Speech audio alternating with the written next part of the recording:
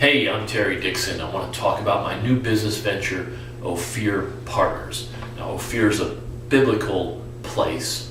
King David found it. It's a gold mine. And I thought that'd be appropriate for a business. King Solomon used it. We don't know where it is now, something Pennsylvania, something North Africa. But it's a biblical concept of a gold mine. And I figured gold with business kind of goes hand in hand. Now, I've been searching a long time for a business that, a quality business with good, solid products and service, as well as that can exude our values as Christians. Now, I want this business to be about $5 million a year, and hopefully that'll happen within 3 years. About a dozen people, 10 to 12 people, all working independently and being successful and happy with what they do. Being happy at work seems to be something that's kind of an oxymoron right now, right, in today's 2015 world. Now, 3 parts of this business we'll talk to you about today. First is marketing. You've all heard the A, B, C customers. You know, A customers are the best ones. They pay you, they love you, they refer you. B's are okay. C's you want to get rid of. Everyone knows that. I've been running businesses all my life, and the ability to get more A customers and less B's and C's is marketing. And it's something that I've quite frankly fallen short of. I'm 52 years old. I started my first business at 23. I've fallen short of that. And the marketing is just critical to the business. And I believe that we found the solution, the system of a marketing system. Not easy, but I believe I have it down with lead generation and a process to go through to a sale of a quality product. And thankfully, I believe that's done.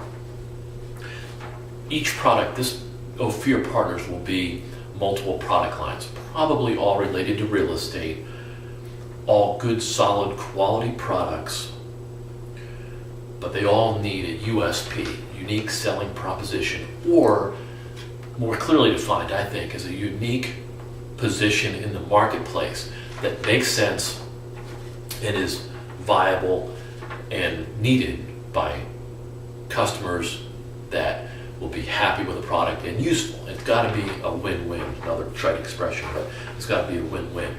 Now, I also require that this business be based on biblical principles. What are biblical business principles? Well, I got 7 of them here. I'll just go through briefly. First is diligence. Do your homework. All throughout the Bible, it talks about doing your homework. Don't walk into something uninitiated, but be able to do your homework. Second is treat employees fairly. We could go through all sorts of biblical references on that, but treat them fairly and give them a system and procedure that works. So many times you're stuck in a job and they don't really tell you what to do and they expect things, but you don't really know how to do it. I believe a business owner or manager's responsibility is to set up systems and procedures that work, that are guaranteed to work. If you do A, B, C, D, E, you'll get these results. And if that's the manager's job, if the employees do A and C well, but not so much B, coach them, help them with B, and get them up to speed and make it work. Hey, if the employee's unable to do it or unwilling, then you have to fire them. I fired hundreds, but have a system procedure that's proven to work, and treat employees fairly. Third is the highest level of customer service. For years, I've known that the greatest asset of any company is its customers, not its receivables, not its bank account, it's customers. And you've got to treat your customers like the greatest asset that they are. Letter D, or the fourth one, is be honest with those customers. Doggone it, show them the good and the bad. Show them where your product fits. It's not going to be right for everybody. Everybody's not going to buy from you. But the right ones that can really use it and be successful with your product or service are critical, and you got to explain the good and the bad. Fifth is always act as you're being watched. Wow, always act as you're being watched. I love my friends that say, oh, the government's reading my Gmail, listen to my cell phone conversations and all that. I know God's watching everything I do at every minute. I know I'm being watched. I had a great, I think it was a Sunday school teacher when I was a kid, tell me, he said, Terry, if you ever think about doing something, just think that the next morning it'll be the front page of the local newspaper, and then rethink about what you're going to do. Pretty interesting. Always act as you're being watched. Next one is be humble, accept and encourage criticism. Holy moly, is that tough for me?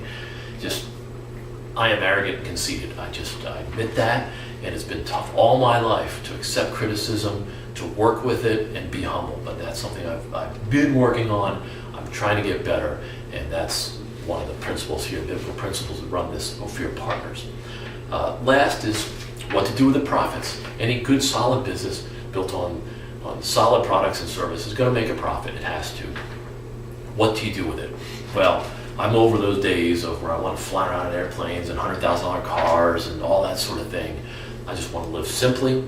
I want to pay my bills on time. I want to not have any debt.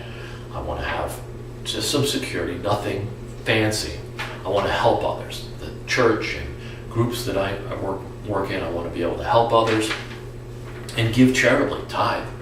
That's critical for a productive Christian life, is being gracious and giving. So that's my new business plan, Ophir Partners. Stay tuned and we'll keep you updated. Thanks a lot for watching.